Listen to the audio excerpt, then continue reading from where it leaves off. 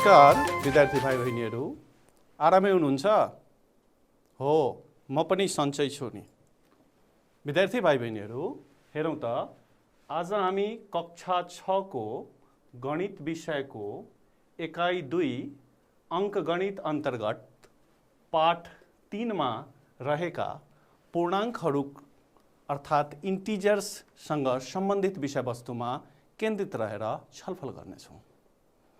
विद्यार्थी भाइ बहिनीहरू, पूर्णाङ्कहरू अर्थात् इन्टिजर्सको बारेमा छलफल गर्नुभन्दा अगाडि हामीले अघिल्ला कक्षाहरूमा पढेका केही कुराहरू सम्झिनुपर्ने हुन्छ। के होला त्यो कुरा? हो, ठिक भन्दै हुनुहुन्छ, प्राकृतिक सङ्ख्या। प्राकृतिक सङ्ख्यालाई हामी अङ्ग्रेजीमा नेचुरल नम्बर्स भन्छौँ। के हो त प्राकृतिक सङ्ख्या भनेको? सम्झिनुहोस् त। गाह्रो भयो है सम्झिन? ठिक छ, म यहाँ तपाईहरूलाई केही कुरा देखाउँदैछु। हेर्नुहोस् त,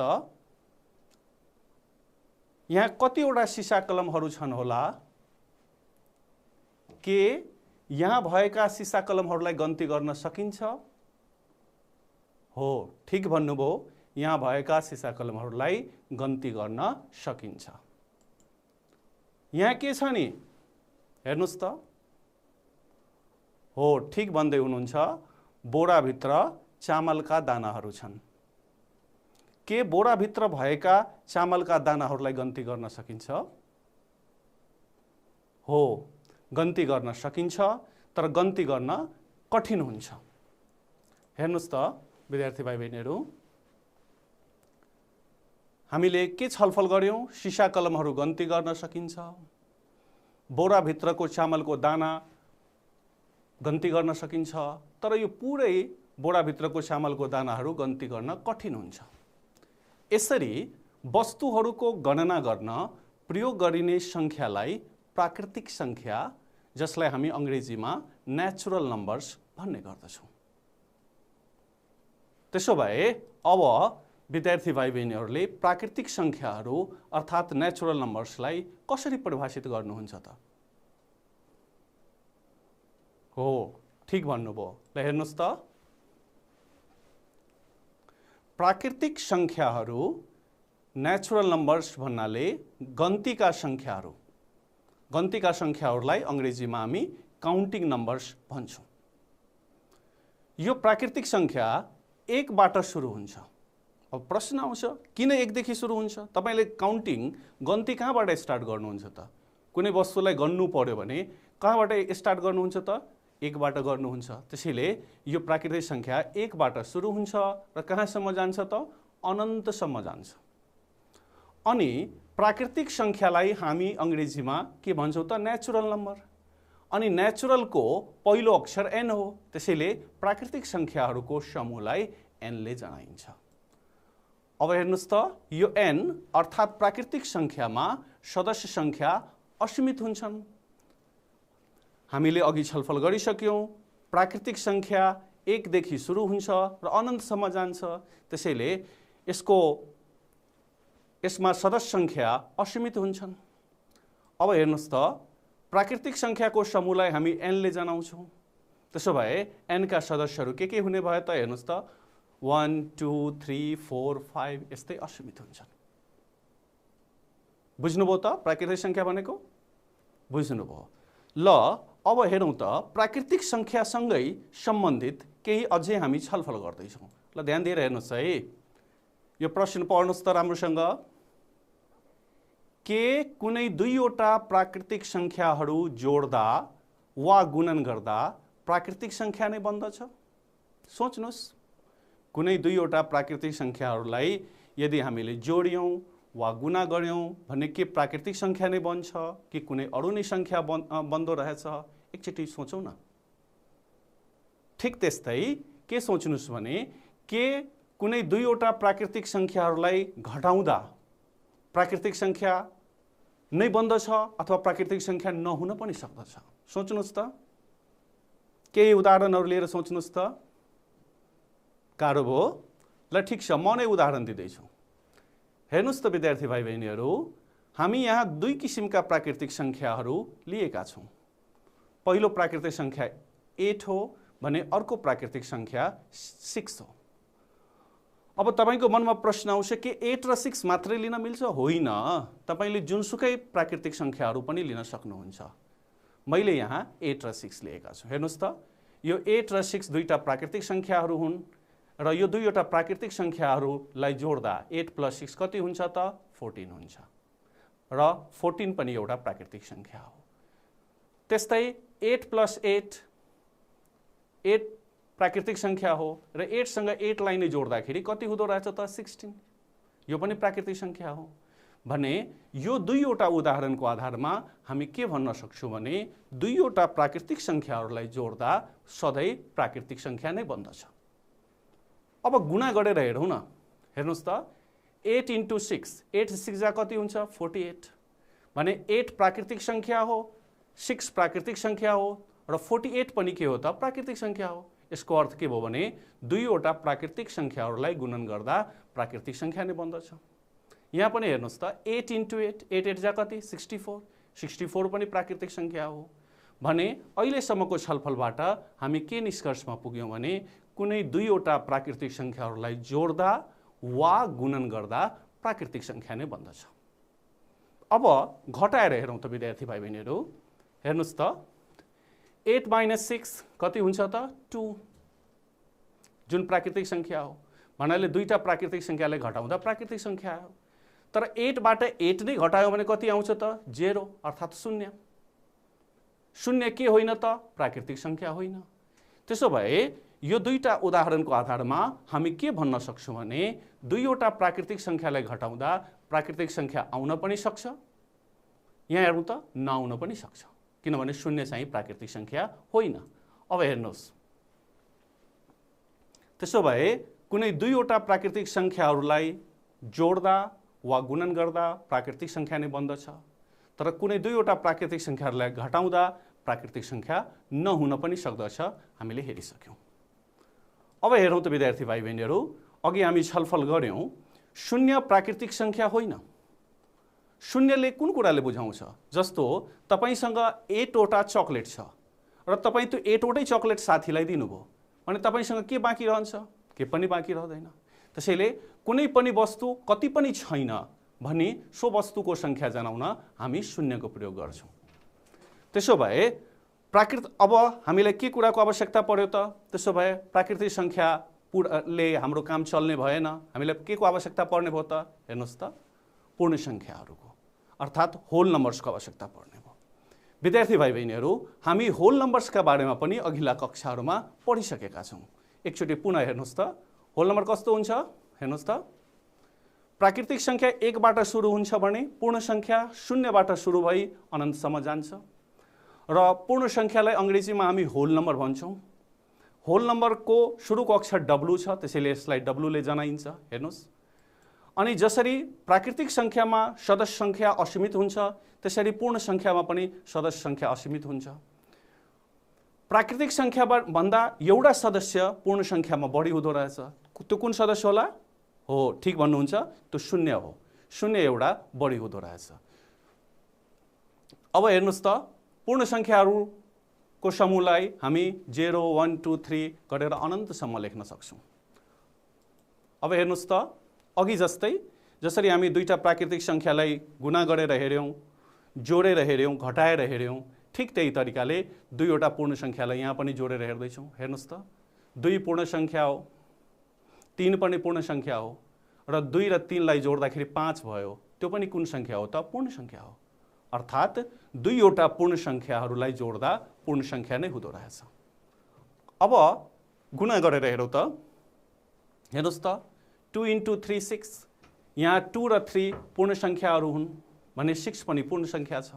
त्यसैले दुईवटा पूर्ण संख्याहरूलाई गुणन गर्दा पनि के आउँदो रहेछ त? पूर्ण संख्या नै आउँदो रहेछ। अब घटाएर हेरौँ न त, 2 - 3 कति हुन्छ? भन्नुहोस् त, सोच्नुहोस् त, गाह्रो भयो है सोच्न। अब सोच्न गाह्रो भयो भने यसलाई हामी संख्या रेखामा राखेर हेरौँ। हेर्नुहोस् त विद्यार्थी भाइ बहिनीहरू, यो संख्या रेखा हो। हेर्नुहोस् त, 2 भनेको यो 0बाट 2 एकाइ दायाँपट्टि पर्दछ। हेर्नुस्, यहाँदेखि यहाँसम्मकोलाई हामी के भन्छौँ त 2 भन्छौँ। अनि यसबाट माइनस गर्नु पर्यो, भन्नुको मिनिङ कतातर्फ फर्किनु पर्यो त? बायाँतर्फ फर्किनु पर्यो, लेफ्टतर्फ जानु पर्यो। भने हेर्नुस् त, यो 2बाट 3 एकाइ हामीले दायाँतर्फ जाँदाखेरि 1 2 3 एकाइ दायाँतर्फ जाँदाखेरि कहाँ पुग्यौँ त? हामी -1 मा पुग्यौँ। त्यसो भए 2 - 3 कति हुँदो रहेछ त? अन्दाज लगाउन सक्नुभयो? हो, ठिक भन्नुभयो। संख्या रेखाबाट 2 - 3 भनेको 0 भन्दा कति एकाइ? 1 एकाइ कम हुने संख्या भन्ने थाहा हुन्छ। अनि 0बाट 1 एकाइ कम हुने संख्या भनेको के हो त? -1 हो। त्यसैले 2 - 3 चाहिँ कति हुन्छ त? -1 हुन्छ। अब हामीले सम्झिनु पर्ने कुरा के छन् भने दुईवटा प्राकृतिक संख्यालाई घटाउँदा -1 आयो र यो -1 चाहिँ के होइन त? पूर्ण संख्या होइन। दुईवटा पूर्ण संख्यालाई घटाउँदा -1 आयो र यो -1 चाहिँ के होइन त? पूर्ण संख्या होइन। अब हेर्नुस् त विद्यार्थी भाइ बहिनीहरू, एउटा अर्को एक्जाम्पल लिउँ। हेर्नुस् त, यो 4 भनेको 1 2 3 4, 0 देखि 4 एकाइ हामी दायाँपट्टि आयौँ। अनि 4बाट कति माइनस गर्दैछु? हेर्नुस् त, 6 भने 4बाट 6 एकाइ दायाँपट्टि आउनु पर्यो। 1 2 3 4 5 6 अनि कहाँ आइपुग्यो त? हामी -2 मा आइपुग्यौँ। त्यसैले 4 - 6 -2 हुन्छ। अब यहाँ हामी के देख्यौँ भने -1 र -2 पूर्ण संख्या होइन। यस्ता संख्याहरू कस्ता संख्याहरू हुन् त? ऋणात्मक संख्याहरू हुन्। त्यसो भए अघि हामी के देख्यौँ भने प्राकृतिक संख्याहरूमा 0 नभएको हुनाले हामीले पूर्ण संख्या अर्थात् होल नम्बरको बारेमा पढ्नु पर्यो, होल नम्बरको बारेमा जान्नु पर्ने भयो। ठिक त्यही तरिकाले पूर्ण संख्यामा पनि ऋणात्मक संख्या नभएको कारणले अब हामी अर्को संख्याको बारेमा पढ्नुपर्ने हुन्छ। त के हुन्छ होला अर्को संख्या? अनुमान गर्नुस् त। किताब पढ्नु भएछ? ल ठिक छ, अनुमान गर्न गाह्रो भयो। हेर्नुस् त, यहाँ यो अर्को संख्यालाई हामी के भन्छौँ त? पूर्णाङ्कहरू भन्छौँ। हेर्नुस् है, पूर्णाङ्कहरू, जसलाई हामी अङ्ग्रेजीमा इन्टिजर्स भन्छौँ। अब पूर्णाङ्कहरूमा कस्ता संख्याहरू हुन्छन् त? हेर्नुस् त, पूर्णाङ्कमा कस्ता संख्याहरू हुन्छन्? ऋणात्मक संख्याहरू, शून्य र धनात्मक संख्याहरूको समूहलाई हामी पूर्णाङ्क इन्टिजर्स भन्ने गर्दछौँ। पूर्णाङ्कको समूहलाई जेडले जनाइन्छ। यसमा के हुन्छन्? सबै ऋणात्मक संख्याहरू हुन्छन्। विद्यार्थी भाइ बहिनीहरूले यहाँ देखिराख्नु भएको छ -1 -2 -3 -4 हुँदै असीमित हुन्छन् क्या। त्यस्तै शून्य पनि हुन्छ र सबै धनात्मक संख्याहरू पनि हुन्छ, जस्तो कि 1 2 3 4 हुँदै जति पनि जान्छ। भने यो पूर्णाङ्कको संख्याहरूको समूहलाई हामी जेडले जनाउने गर्दछौँ। अब हेर्नुस् त विद्यार्थी भाइ बहिनीहरू, पूर्णाङ्कको समूहलाई संख्या रेखामा हामीले निम्नानुसारले देखाउन सक्छौँ। संख्या रेखामा हेर्नुस् त, यो संख्या रेखा हेर्नुस् त, यसको दुवैतर्फ बाणको चिन्ह छ अर्थात् एरोको चिन्ह छ। यसले के जनाउँछ भने यो संख्या रेखालाई हामी जति पनि लम्ब्याउन सक्छौँ, दुवैतर्फ आफ्नो आवश्यकताले लम्ब्याउन सक्छौँ। र यहाँ के छ त? शून्य छ अर्थात् 0 छ र शून्यको दायाँपट्टि धनात्मक संख्याहरू छ, 1 2 3 4 5 6 7 यस्तै जान्छन्। त्यस्तै शून्यको दायाँपट्टि बायाँपट्टि के छ त? हेर्नुस् त, ऋणात्मक संख्याहरू छ, -1 -2 -3 -4 -5। हेर्नुस् त, यही कुरालाई हामी यहाँ उल्लेख गरेका छौँ। शून्यबाट दायाँतिर जाँदा संख्याहरूको मान बढ्दै जान्छ। हेर्नुस् त, 1 2 3 4 5 बढ्दै जान्छ। भने शून्यबाट बायाँतिर जाँदाखेरि संख्याहरूको मान चाहिँ घट्दै जान्छ र संख्या रेखामा यो 0 0 लेखेको स्थानलाई हामी उद्गम बिन्दु, पोइन्ट अफ ओरिजिन भन्ने गर्दछौँ। र उद्गम बिन्दुबाट दायाँतिरको संख्यालाई हामी धनात्मक संख्या भन्छौँ। भने उद्गम बिन्दुबाट बायाँतिरका संख्याहरूलाई हामी ऋणात्मक संख्या भन्छौँ अर्थात् ऋणात्मक पूर्णाङ्कहरू हुन्छौँ। धनात्मक पूर्णाङ्कलाई हामी जेडको पावर प्लसले जनाउँछौँ, +1 +2 +3। भने ऋणात्मक पूर्णाङ्कहरू नेगेटिभ इन्टिजर्सलाई जेडको पावर माइनसले जनाउँछौँ, -1 -2 -3 -4 यस्तै। अब विद्यार्थी भाइ बहिनीहरूले पूर्णाङ्कको बारेमा बुझिसक्नुभयो। पूर्णाङ्क भन्नाले कस्ता संख्याहरू हुन् त? हो, ठिक भन्नुभयो, ऋणात्मक संख्याहरू, शून्य र धनात्मक सङ्ख्याहरूको समूहलाई हामी पूर्णाङ्क भन्दछौँ। विद्यार्थी भाइ बहिनीहरू हेर्नुहोस् त, तपाईहरूको पाठ्यपुस्तकको अभ्यास 3.1 को 2 नम्बर प्रश्न हेर्नुहोस् त, के भन्दैछ यहाँ? तल दिएका सङ्ख्याहरूबाट पूर्णाङ्क छुट्याउनुहोस्। यो सङ्ख्याहरूमा कुन कुन पूर्णाङ्क अर्थात् इन्टिजर्स छन् त्यो हामीलाई चाहिँ के गर्न भनिएको छ त? छुट्याउन भनिएको छ। अहिले भर्खरै हामी पूर्णाङ्कको परिभाषा पढ्यौँ। पूर्णाङ्क भन्नाले ऋणात्मक सङ्ख्याहरू, शून्य र धनात्मक सङ्ख्यालाई हामी पूर्णाङ्क भन्दछौँ। त्यसो भए यसमा के पूर्णाङ्क होला त? हेर्नुहोस् त, -2 यो ऋणात्मक सङ्ख्या हो, त्यसैले यो पूर्णाङ्क पढ्यो। त्यस्तै 0 पनि पूर्णाङ्क पढ्यो। -5 यो पनि ऋणात्मक सङ्ख्या हो, पूर्णाङ्क पढ्यो। हेर्नुहोस् त, त्यस्तै 40 यो धनात्मक सङ्ख्या हो, पोजिटिभ इन्टिजर हो, यो पनि पूर्णाङ्क पढ्यो। हेर्नुहोस् त, यो 1.5 कस्तो सङ्ख्या हो त? ठिक भन्नुभयो, यो दशमलव सङ्ख्या हो, डेसिमल नम्बर हो, त्यसैले यो पूर्णाङ्कमा पर्दैन। अनि 1/2 नि हो, ठिक भन्नुभयो, यो 1/2 भनेको भिन्न सङ्ख्या हो, फ्र्याक्सनल नम्बर हो, त्यसैले यो पनि पूर्णाङ्कमा पर्दैन। त्यस्तै यो 0.66 नि, 0.66 पनि के हो त? दशमलव सङ्ख्या हो, त्यसैले यो पनि पूर्णाङ्कमा पर्दैन। अनि -75 कस्तो सङ्ख्या हो? ठिक भन्नुभयो, ऋणात्मक सङ्ख्या। अनि 100 नि धनात्मक पूर्णाङ्क हो, त्यसैले 100 पनि पर्छ। फेरि हेर्नुहोस् त, फेरि यो 2/3 यो कस्तो सङ्ख्या हो? यो चाहिँ भिन्न सङ्ख्या हो, फ्र्याक्सनल नम्बर हो, त्यसैले यो पनि पूर्णाङ्कमा पर्दैन। त्यसो भए पूर्णाङ्कमा के पऱ्यो त? -2, 0, -5, 40, -75 र 100 के हुन् त? यिनीहरू चाहिँ पूर्णाङ्क हुन्। यिनीहरू पूर्णाङ्क हुन्। विद्यार्थी भाइ बहिनीहरू, अहिलेसम्मको छलफलमा हामी के कुरा सिक्यौँ त? हो, ठिक भन्नुभयो, हामीले प्राकृतिक सङ्ख्याहरूको कन्सेप्ट अवधारणालाई सम्झिने कोसिस गऱ्यौँ। त्यस्तै पूर्ण सङ्ख्याको अवधारणालाई सम्झिने कोसिस गऱ्यौँ र एउटा नयाँ कुरा पढ्यौँ। त्यो नयाँ कुरा के हो त? पूर्णाङ्कहरू अर्थात् इन्टिजर्सहरू। कस्ता सङ्ख्यालाई इन्टिजर्स भनिन्छ? ऋणात्मक सङ्ख्याहरू, शून्य र धनात्मक सङ्ख्याहरूको समूहलाई पूर्णाङ्क अर्थात् इन्टिजर्स भनिन्छ। अनि अझै लास्टमा हामी चाहिँ के पढ्यौँ भन्दाखेरि दिएको सङ्ख्याहरू पूर्णाङ्क सङ्ख्या हुन् या होइनन् त्यो छुट्याउन सिक्यौँ। अब विद्यार्थी भाइ बहिनीहरूले आफ्नो पाठ्यपुस्तकको अभ्यास 3.1 पल्टाउनुहोस् त फेरि एकचोटि। पल्टाउनु भयो? हो। अब यहाँ तपाईँहरूले धेरै ब्रेनको एक्सर्साइजहरू गर्नुपर्ने हुन्छ। हेर्नुहोस् त के भनिएका छन्? तलका तथ्यहरू ठिक भए यो टिक चिन्ह लगाउने, अनि बेठिक भए यो क्रसको चिन्ह लगाउनुहोस् भनेको छ। अघि हामी पूर्णाङ्क अर्थात् इन्टिजर्सका बारेमा धेरै कुराहरू पढिसक्यौँ। अब त्यसैको आधारमा विद्यार्थी भाइ बहिनीहरूले भन्नुपर्ने हुन्छ कि यी तथ्यहरू ठिक छन् वा बेठिक छन्। हेर्नुहोस् त, शून्य धनात्मक सङ्ख्या हो। हामी अघि के पढेका थियौँ? शून्यभन्दा दायाँतिरका सङ्ख्याहरू धनात्मक सङ्ख्या हुन् भने शून्यभन्दा बायाँतिरका सङ्ख्याहरू कस्ता सङ्ख्याहरू हुन् त? ऋणात्मक सङ्ख्याहरू हुन्। त्यसो भए शून्य के हो त? हो, ठिक भन्नुभयो, शून्य धनात्मक सङ्ख्या पनि होइन, ऋणात्मक सङ्ख्या पनि होइन। त्यसो भए यो तथ्य के होला त? ठिक होला कि बेठिक होला? ठिक भन्नुभयो, यो के भन्छ तथ्य चाहिँ के छ त? बेठिक छ।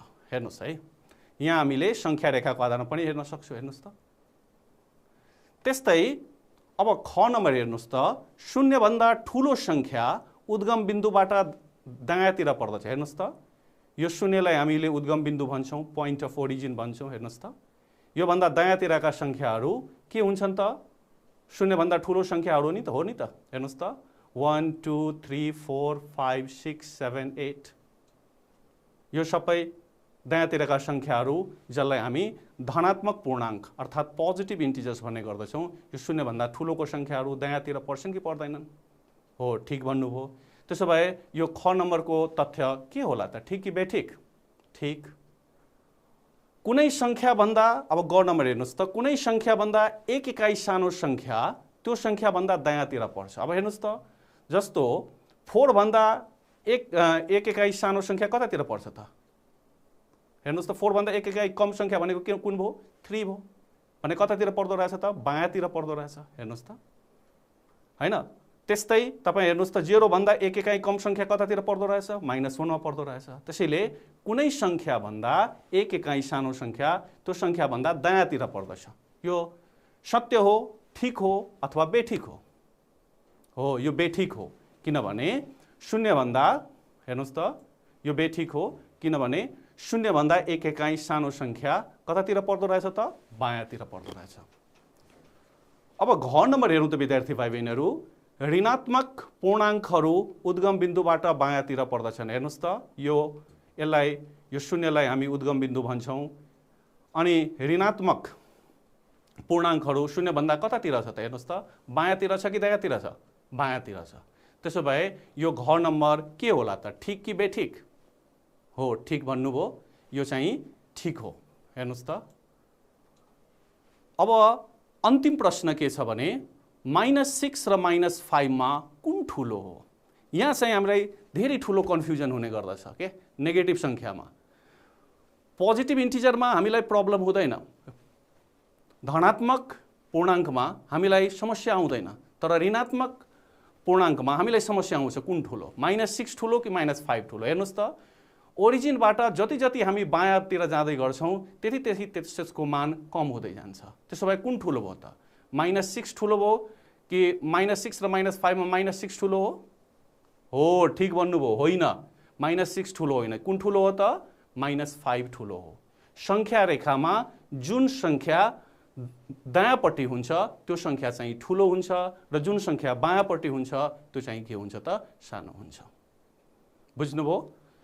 ल विद्यार्थी भाइ बहिनीहरू, अब चाहिँ फेरि हामी अभ्यासतर्फै जाँदैछौँ। हेर्नुहोस् है, हेर्नुहोस् त विद्यार्थी भाइ बहिनीहरू, यो तपाईँहरूकै अभ्यास 3.1 को प्रश्न नम्बर 3 हो। के भन्दैछ हेर्नुहोस् त, संख्या रेखाका आधारमा निम्नलिखित संख्याभन्दा 4 इकाइ बायाँतिर रहेका संख्याहरू लेख्नुहोस्। अब यसको लागि हामीले के को आवश्यकता पर्यो त? संख्या रेखाको। ल मसँगै तपाईहरू पनि संख्या रेखा कोर्न सिक्नुहोस् है।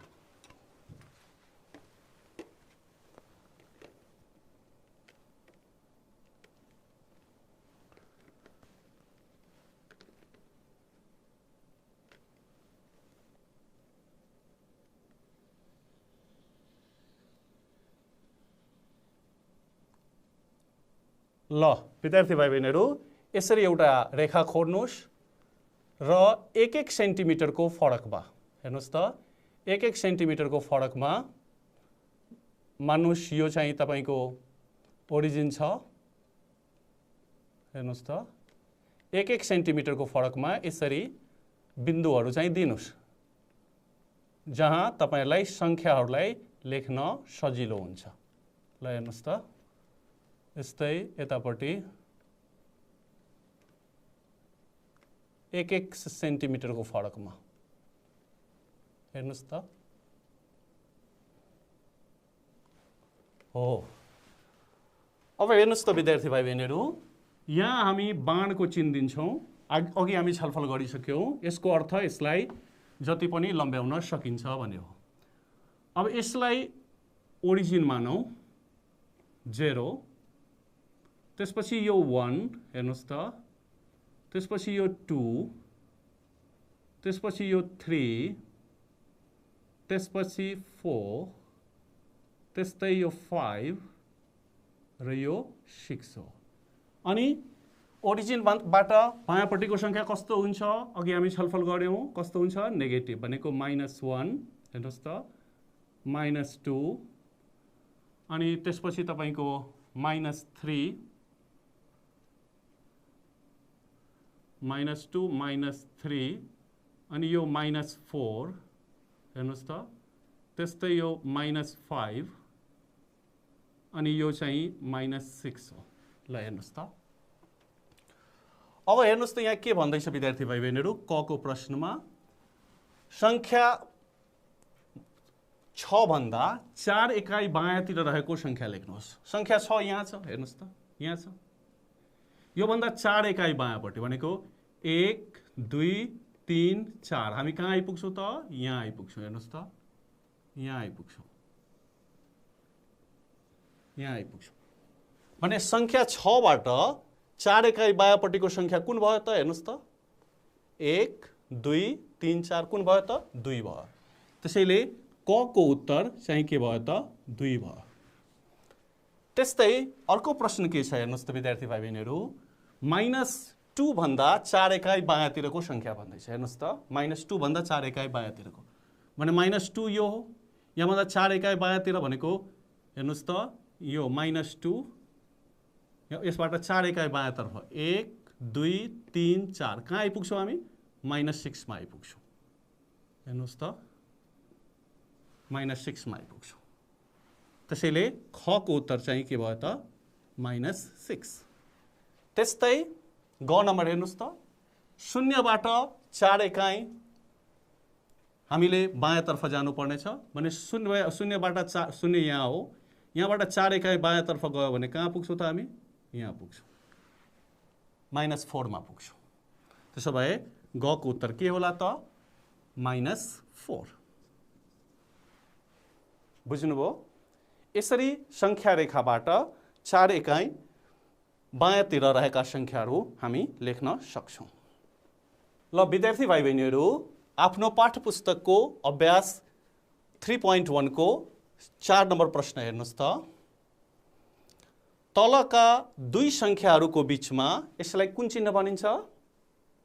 हो, भन्दा ठुलो, अंग्रेजीमा ग्रेटर देन भनिन्छ। यसलाई कुन चिन्ह भनिन्छ? भन्दा सानो अर्थात् स्मलर देन भनिन्छ। तलका दुई संख्याहरूको बीचमा हामीले ग्रेटर देन अथवा स्मलर देन को हामीले चिन्ह राख्नु छ। अब हेर्नुहोस् त, -2 र 0 कुन ठुलो हो? -2 ठुलो हो 0 भन्दा कि सानो हो? हो, ठिक भन्नुभयो। सबै ऋणात्मक संख्याहरू 0 भन्दा सानो हुन्छ। त्यसैले -2 इज के हुन्छ त? हेर्नुहोस् त, -2 इज के हुन्छ त? Less than 0। त्यस्तै हेर्नुहोस् त, यहाँ -12 बाट -5, -12 -5 भन्दा ठुलो छ कि सानो छ? भन्नुहोस् त मलाई। हो, ठिक भन्नुभयो। अघि हामीले छलफल गरेका थियौँ, नेगेटिभ संख्याहरूमा यो संख्या जति जति ठुलो हुँदै जान्छ त्यति त्यति बायाँपट्टि जाने गर्दछ। त्यसैले -12 चाहिँ सानो हो के भन्दा? -5 भन्दा। त्यसैले के लेख्ने? -12 इज स्मलर देन -5। हेर्नुहोस् त। त्यस्तै -21 -23 भन्दा ठुलो कि सानो? ठिक भन्नुभयो, -21 चाहिँ ठुलो हो -23 भन्दा, इज, त्यसैले यहाँ ग्रेटर देनको चाहिँ साइन दिउँ। अनि -8 र 8 लाई दाँच्दाखेरि -8 चाहिँ 8 भन्दा ठुलो कि सानो?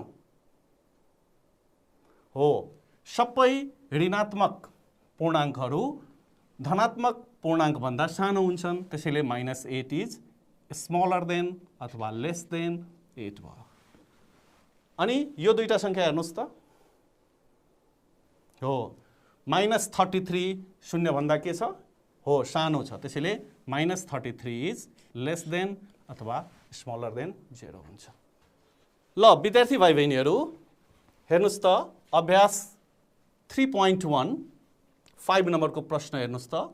तल दिएका पूर्णाङ्कहरूलाई सानोदेखि ठुलो क्रममा मिलाएर राख्नुहोस्।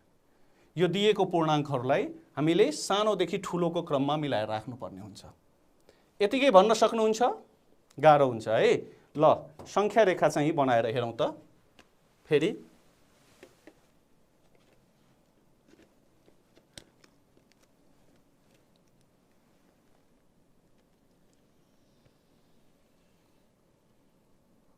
अघि भने जस्तै ओरिजिन लिनुहोस् र 1-1 सेन्टिमिटरको फरकमा बिन्दुहरू दिँदै जानुहोस् है।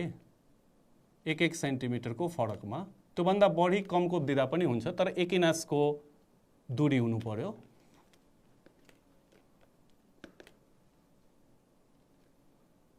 हेर्नुहोस् त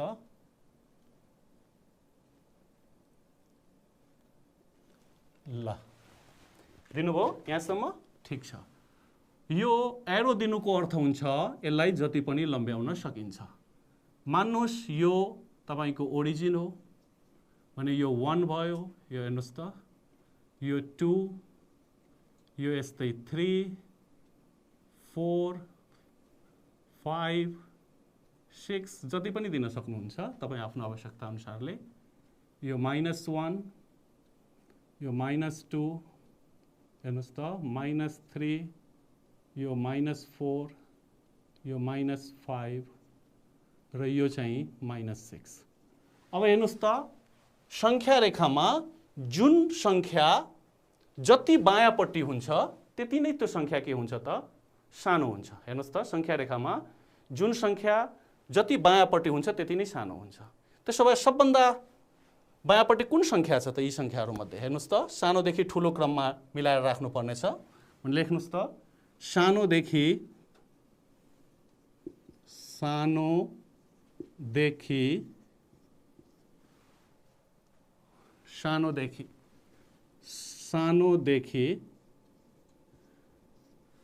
ठुलो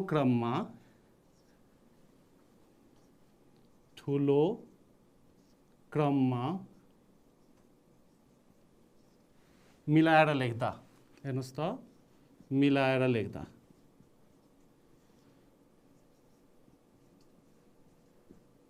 ल हेर्नुहोस् त सबभन्दा सानो कुन हो? जति बायाँपट्टि त्यति सानो। सबभन्दा सानो कुन त्यसो भए? हो ठिक भन्नुभयो -6। त्यसपछिको सानो ठिक भन्नुभयो -2। त्यसपछि -2 पछि के आउँछ होला? हेर्नुहोस् त कुन आउँछ, कुन संख्या आउँछ त्यहाँको? 0। 0 पछि कुन आउँछ? हेर्नुहोस् त 1। 1 पछि कति आउँछ? हेर्नुहोस् त कति आउँछ? 4 आउँछ। हेर्नुहोस् है यसरी सानोदेखि ठुलो क्रममा हामीले मिलाएर लेख्न सक्छौँ। ल विद्यार्थी भाइ बहिनीहरू हेरौँ त अभ्यास 3.1 कै 6 नम्बर प्रश्न हेरौँ त। संख्या रेखाको प्रयोग गरी तल दिएका पूर्णाङ्कहरूको बीचमा पर्ने संख्याहरू लेख्नुहोस्। -2 र 3, -2 र 3 को बीचमा कुन कुन पूर्णाङ्कहरू पर्ने गर्दछ? हेर्नुहोस् त -2 यहाँ छ, हेर्नुहोस् त यो -2 हो। अनि 3 कहाँ छ त? हेर्नुहोस् त यहाँ। अनि यसको बीचका पूर्णाङ्कहरू के हुन् त? हेर्नुहोस् त के छन्? -1, 0, 1 र 2। त्यसैले -2 र 3 का बीचमा पर्ने संख्याहरू, हेर्नुहोस् त बीचमा पर्ने संख्याहरू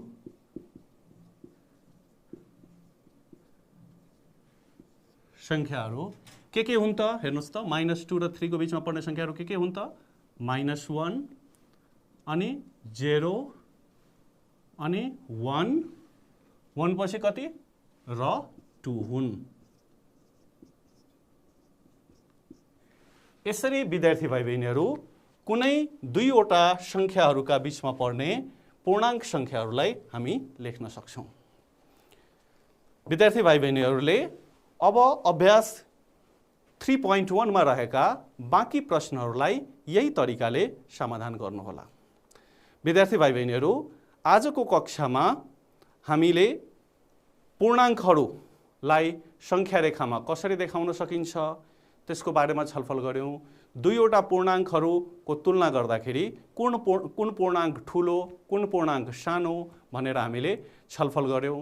त्यस्तै दुईवटा पूर्णाङ्कहरूको बीचमा के कति पूर्णाङ्कहरू छन् त्यसको बारेमा पनि हामीले छलफल गर्यौं। आशा छ विद्यार्थी भाइ बहिनीहरूले राम्रोसँग ध्यान दिएर सुन्नुहुनेछ र अभ्यास 3.1 मा रहेका बाँकी प्रश्नहरू समाधान गरेर आफ्नो सम्बन्धित शिक्षकलाई देखाउनुहुनेछ। हस्त धन्यवाद, नमस्कार।